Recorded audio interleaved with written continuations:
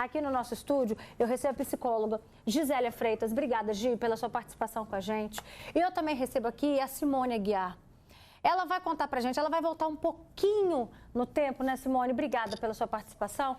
Ela vai contar de que maneira, hoje, ela enxerga a história dela, o seu passado com as suas filhas. Simone, boa tarde. Boa tarde. O meu passado com as minhas filhas foi muito difícil, pelo fato que o álcool, ele não entrava na minha cabeça que era um problema, né? Eu usava o álcool nas horas que eu estava feliz, nas horas que eu estava triste, nas angústias, eu era sempre o álcool. E isso atrapalhou muito na criação das minhas filhas, né? Porque eu deixava com babá, eu não deixava sozinha. Eu trabalhava, deixava com babá, mas mesmo eu deixando com babá e mesmo eu estando presente, eu era grossa, eu era ignorante. E além da bebida, eu partia para droga, para cocaína. E isso era vergonha para minhas filhas. Eu tenho 4 filhas, né, que me separei cedo e eu criei as minhas filhas. E isso, elas ficavam a maioria do tempo com o pai, né? Quando eu me embriagava, eu ficava grossa, ignorante, até mesmo batia, né? Usava de palavras que machucavam muito as minhas filhas, muito, né? As minhas filhas sofreram muito com isso, muito. Hoje eu vejo que não era um problema de que eu estava me sentindo triste, aquilo ia resolver, não. Aquilo era uma doença. Eu estava doente. Então você se reconhece nessa palavra quando você saía para beber, sim, você fazia um abandono afetivo com as suas filhas? Sim, sim. O que, por exemplo, que chegou a acontecer como consequência na vida delas por conta, digamos, da sua irresponsabilidade nesse sentido de, agora eu vou beber, então minhas filhas vão ficar um pouquinho para lá? Elas fugiam da minha casa, ia para a casa do pai. Elas fugiam, uma delas fugia para ir namorar, passear. Eu deixava elas em casa, elas não respeitavam e eu preferia ficar na casa do pai. E era muito triste para mim, porque eu não aceitava que aquilo era um problema. Que eu voltasse, eu desse carinho, um presente, resolvia. E não resolve, Roberta. Né? Gisélia, é interessante porque, às vezes, os pais têm essa atitude e nada tem a ver com o amor. Uhum. Às vezes, se você perguntar para essa mãe, para a mãe da reportagem que a gente mostrou agora, ela ama incondicionalmente a sua filha.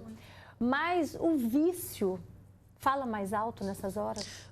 Ela tem colocado muito bem, né? Porque você vê o amor na fala, os arrependimentos, mas ela disse o principal, é uma doença e começa com autoconsciência.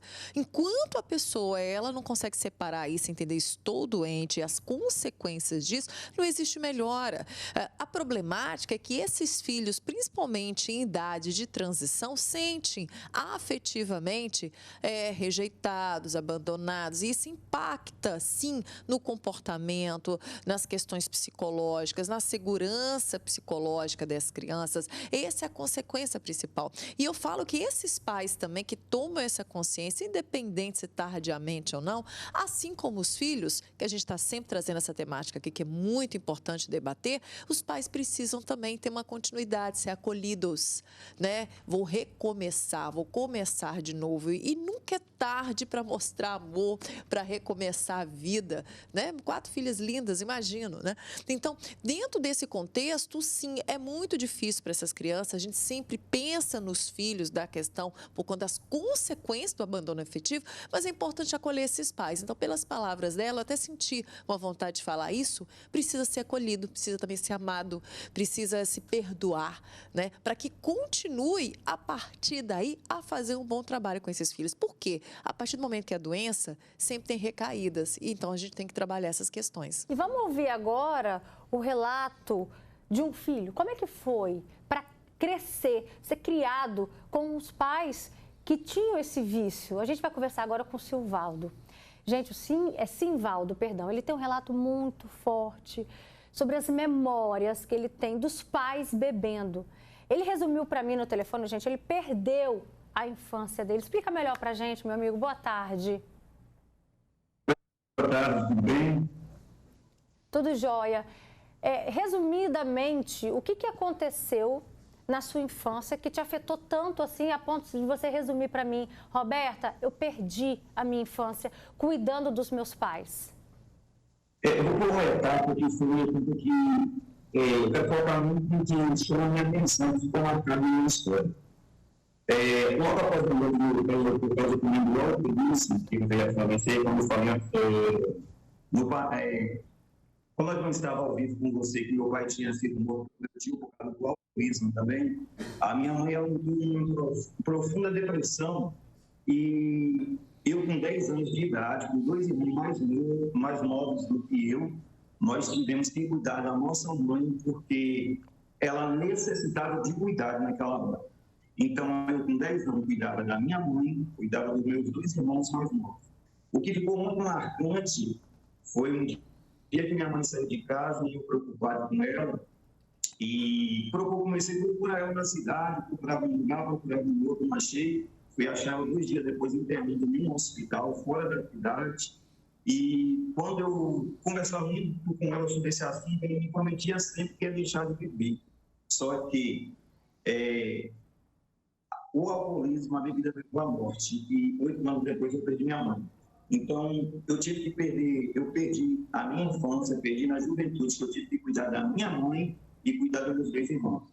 Olha só, eu estou com a psicóloga aqui no estúdio, Simvaldo, a Gisele, ela vai falar pra gente dessas marcas. Imagina uma criança que já perdeu o pai pro álcool, e aí a mãe entrou em depressão, foi pelo mesmo caminho do álcool. Essa criança ter que ir de madrugada atrás da mãe, que não sabe aonde a mãe foi parar, procurando a mãe na cidade. Esse é um fenômeno muito comum em famílias com esses problemas estruturais, né? A adultização. Então, a criança ela se torna adulta antes da hora, não vivencia a infância, não vivencia, às vezes, a adolescência, não é acolhida, ela tem que cuidar de alguém. Então, ela muda o papel com esse pai, ele fica se preocupando com o pai, com a mãe, com a saúde deles, com a alimentação. É complicado, porque às vezes de fora a sociedade fala que lindo, né? Olha, tá cuidando dos pais, se tornou um adulto, mas isso é ruim quando a gente fala dentro da linha da psicologia, porque na verdade ele não vivenciou aquilo, ele trocou os papéis. E isso, Robertinha, mais tarde ele dá sinal de que faltou algo, que precisa viver aquilo, então precisa ser vivenciado. Lógico que outras consequências também, porque a gente está falando de crianças que não têm muita maturidade, que não têm muita estrutura. Então, se tornar adulto antes da hora também tem consequências que podem ser físicas também, não só psicológicas. Tá vendo, gente? Tudo isso como consequência, né? Traumas que os pais, numa atitude que às vezes pode começar pensando assim, né, Simone? Vou me divertir.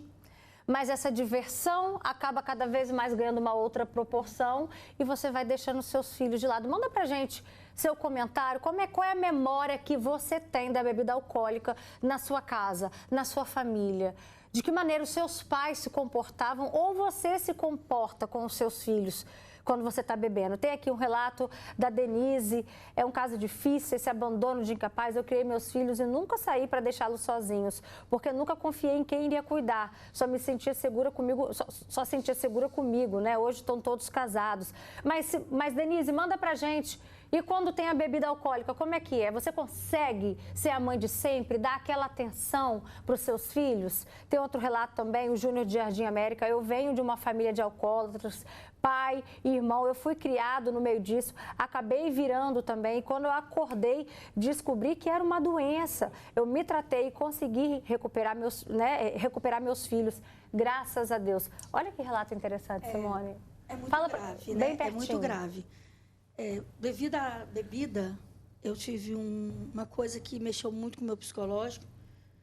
Foi que minha filha, elas todas foram mãe, criaram família com 15 anos, né? Só uma que não. Então, 3 filhas tiveram filhos com 15 anos. E por que você associa isso ao fato de você ter tido... Porque não tinha família, né? Eu separei, o pai arrumou outra família, né?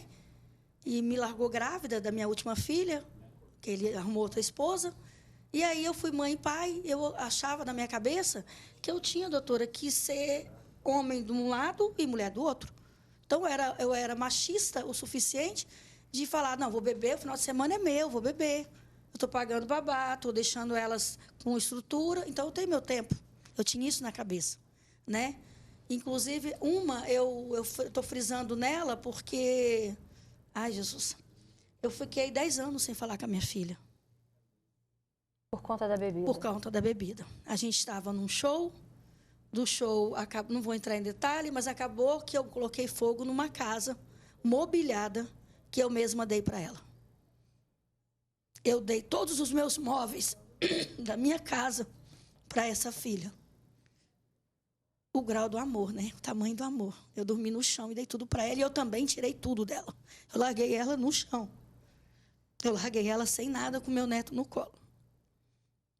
Alcoolizada. Eu estava alcoolizada.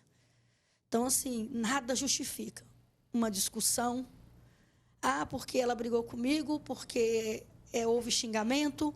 Ah, porque ela falou que iria me bater, né? Porque eu ouvi isso. Tipo assim, agressão, né? Ela também estava alcoolizada e eu alcoolizada. E eu não aceitar que a minha filha ia me bater. Né? Aí ela falou assim, na minha casa você não entra. E parece que foi um gatilho, sabe, Roberto? Eu sei que eu fui muito agressiva. Minha casa você não entra. E eu pensei assim, peraí, a casa eu dei tudo para ela, por que eu não entro? Não tem? E aí eu não pensei em mais nada. Não pensei no meu neto, não pensei em ninguém. Fui lá e botei fogo. Tudo, Roberto. Tudo. Minha filha ficou na rua. E depois que eu reconheci, isso foi tarde. Porque ela não perdoou. E eu sempre sentindo vontade de ver, lembrando das bochechas, lembrando do jeito dela, da gravidez, de tudo, do parto que ela teve, que eu acompanhei tudo da minha filha, das minhas filhas, eu sempre acompanhei os partos, acompanhei tudo das minhas filhas. Sempre fui mãe, assumo, sempre fui mãe com meus filhos. Mas eu não tinha coragem de pedir perdão, porque eu falava, eu vou pedir perdão, e ela vai falar o quê? Né? Eu creio que é igual, Roberta, tem fazer um mês que eu pedi perdão à minha filha, que eu consegui pedir perdão à minha filha, por mensagem.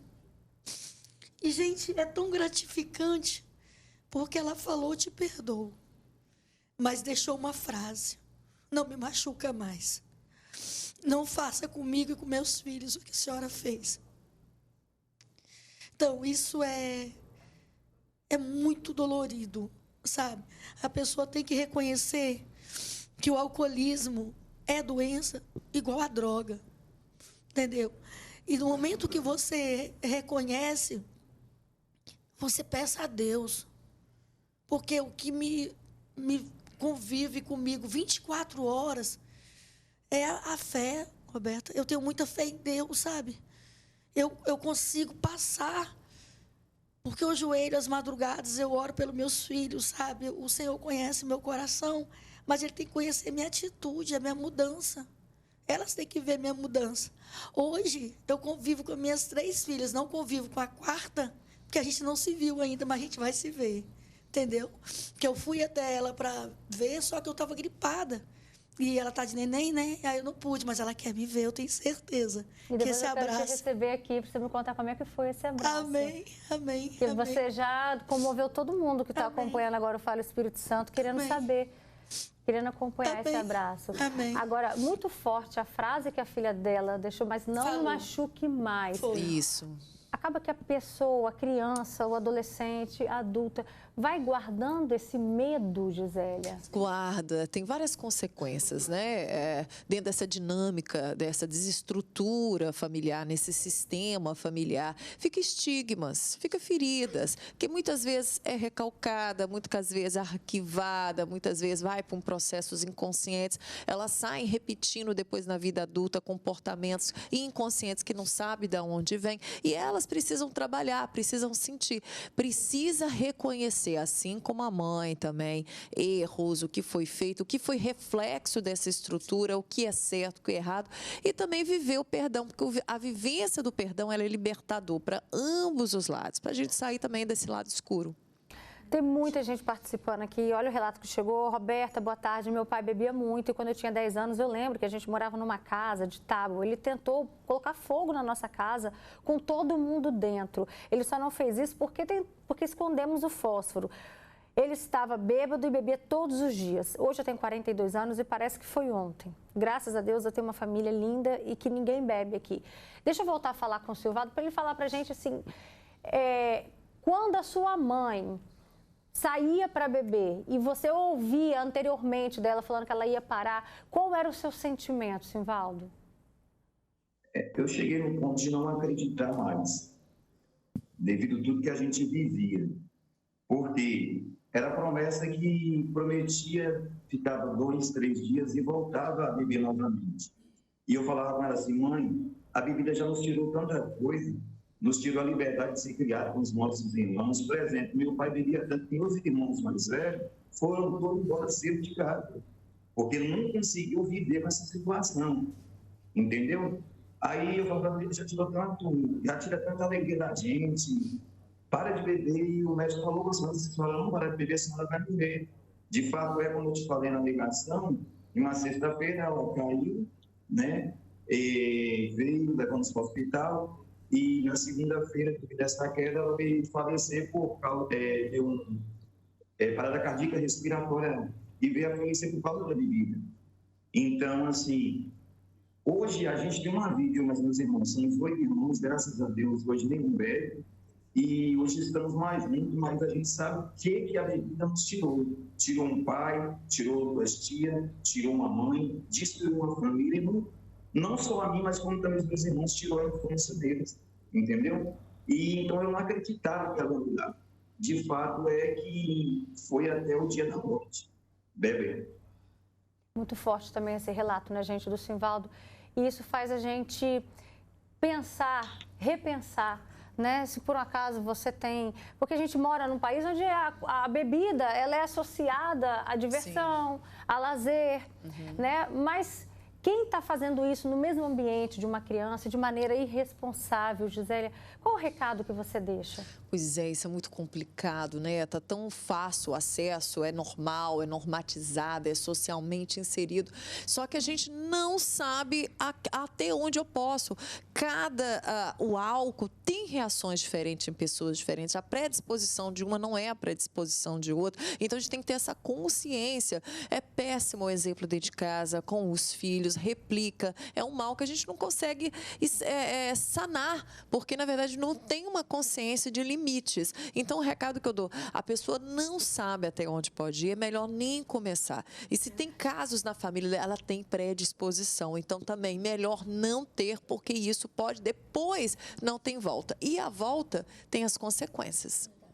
Olha o relato que chegou pra gente, um depoimento muito triste, também tem muitos traumas. Já dei meu relato por mensagem, mas o pior trauma, eu acredito, é de quem causou, como essa mãe.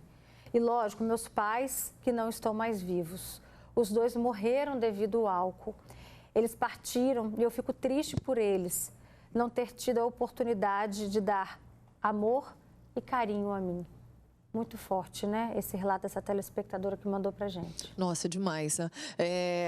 Essas falas são importantes. Falar, colocar para fora, sim, não importa o espaço, é muito importante. Então, um processo é uma forma de produzir, é uma forma também de dar exemplo, é uma forma também de você ensinar o outro aquilo que você passou, usa aquilo para um bem social. Sabe, é uma forma também de transferir isso, ou seja, transformando uma dor em um relato que vai ajudar socialmente também outras pessoas. Tem como fazer um processo de compensação.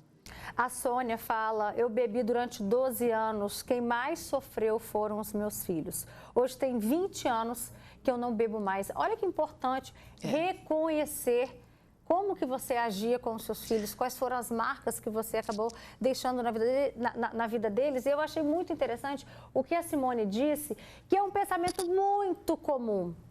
Ah, eu trabalho, eu ralo, dou duro para cuidar, para criar dos meus filhos, o final de semana é meu. Tem que beber, né? Tem que curtir. Era assim. Isso é muito comum, Gisele? Lógico, né? Totalmente, né? Então, o problema é o que é esse curtir, até onde vai esse limite e se fica só no final de semana, porque começa com o final de semana.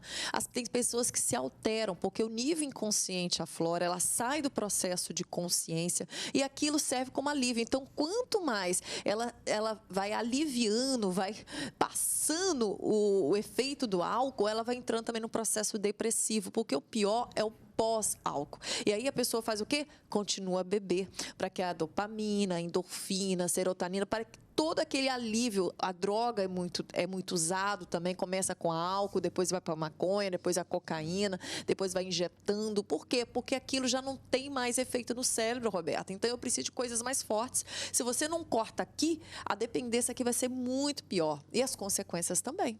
Você tinha esse efeito dessa ressaca moral? A minha ressaca moral era vergonha. Eu tinha vergonha. Eu olhava no espelho, eu chorava. Só que eu tinha que encarar, porque eu tinha que trabalhar para sustentar elas, né? Então, eu tinha muita vergonha. Para mim, todas as pessoas que eu passasse perto, ia saber que eu tinha bebido e usado droga. Entendeu? Ia me apontar. Então, isso era muito triste, muito triste. Por mais que eu era uma mulher trabalhadeira, profissional, cuidava de tudo, não deixava faltar nada para os meus filhos, mas o pós era horrível, porque eu trabalhava até os tipos de segunda a sábado, né? Começava a beber meio-dia, só ia parar na segunda. Entendeu? Eu não conseguia olhar no espelho, eu falava, por que eu faço isso comigo? Por quê? Por quê? Enfim, quando eu comecei a procurar o psicólogo, o neurologista, né? Usei a fé e falei com Deus. Falei, Senhor, eu não quero isso para mim mais, porque se eu tenho o que me basta, eu tenho saúde, eu tenho trabalho, mas o que mais me faz falta é a convivência com as minhas filhas. É o amor delas. É eu poder dar beijo nos meus netos, que eu tenho 9 netos. Eu poder estar perto dos meus netos, que com a bebida eu afastei todos. Todos, Roberta. Porque tem outras consequências também financeira. Ela falou ali, imagina o custo. A pessoa entra no processo depressivo também, porque isso tem um custo financeiro, acaba com toda a renda familiar. Muito. E como compensar isso, Gisele? Procurar todos esses anos perdidos. Primeiro tem que procurar tratamento. E a pessoa que realmente tem problema de alcoolismo tem a consciência que não existe, vou beber socialmente. Não tem. É 880. Não existe plano B, Roberta. Então, primeiro, consciência é isso. Respirar fundo, quero mudar de vida, não tem plano B. Segundo, dentro desse processo, não importa se você vai ver daqui a um mês sua filha, você vai passar um dia, 2 dias, que sejam os melhores momentos. Não é o tempo, não é a quantidade, é a intensidade, Roberta. Então, tudo aquilo passou. Não dá, tem que viver o luto daquilo que ela não viveu, daquilo que ela não foi, da mãe, da avó, do sistema familiar, porque senão ela não consegue trabalhar o positivo daqui para frente. Isso é muito importante, as pessoas não têm consciência disso. Passou, perdoou, perdoado, sou uma nova mulher, acabou, entendo, o caminho é outro. E aqui, construir de novo, mais próximo, com a afeição. E evitar tocar nesses assuntos. Agora, se alguma dessas filhas tem uma ferida ainda, deixa ela falar. Às vezes ela engole, aceita e fica remoendo. Precisa trabalhar, orienta aí para o psicólogo, vê se não está repetindo isso com os filhos delas, tá? É muito importante. Então, você pode fazer esse papel. E o que não for feito com as filhas ainda pode ser feito. Todo mundo precisa de uma mãe, independente da idade. E tem os netos aí também. Tem um relato aqui que chegou pra gente da Neia, falando que viveu isso com a mãe e o pai. Aí, o que aconteceu com a Neia? Ela casou aos 11 anos de idade porque não aguentava mais viver no ambiente que vivia. Ela falou, hoje eu sou casada, né, até hoje, graças a Deus, e aqui ninguém bebe. Eu selecionei aqui o comentário da Neia pra gente encerrar esse assunto, porque o Simvaldo contou pra gente que os irmãos também saíram de casa cedo para não viver mais naquele ambiente, né? Você falou também das suas filhas que engravidaram também cedo. Então, tudo isso faz a gente repensar que atitudes irresponsáveis de pai e de mãe, que às vezes estão ali só se divertindo, mas, na verdade, está trazendo consequências para a vida dos filhos. Obrigada, Gisélia, pela sua participação. Simone, um prazer recebê-la aqui. Obrigada. Quero que você volte aqui com a gente. Vou voltar, sim. Tá bom? Quero saber desse abraço. E Simvaldo também, obrigada pela sua participação, sua contribuição com a gente nesse assunto.